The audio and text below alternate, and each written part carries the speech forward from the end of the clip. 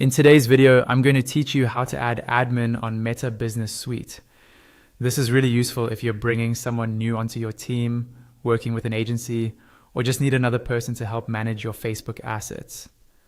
I'll walk you through each step slowly so you can follow along on your own screen. First, open your browser and go to your Meta Business Suite dashboard. Make sure you're logged into the correct Facebook account that owns or manages the business you want to work on.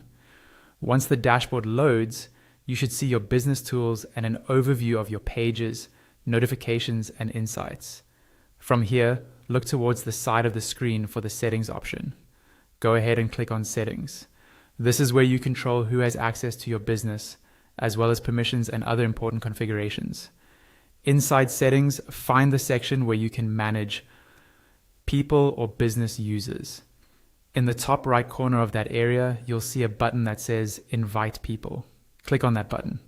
This is how you start the process of adding a new admin to your business.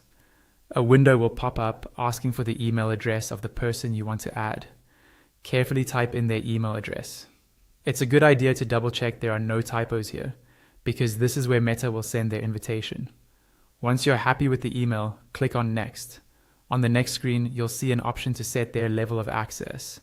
To make them an admin, you need to give them full control. Look for the toggle that enables full control and click on it to turn it on. This essentially gives them admin level permissions for your business settings. When that's done, click Next. Now you'll see a list of pages and assets connected to your business. Because you're adding this person as an admin, you can either click on individual pages to give them access, or simply use the Select All checkbox if you want them to manage everything. After selecting the pages, look to the right-hand column. There's another toggle here to give full control for each asset you've chosen. Turn that toggle on so they have full admin permissions on those pages as well.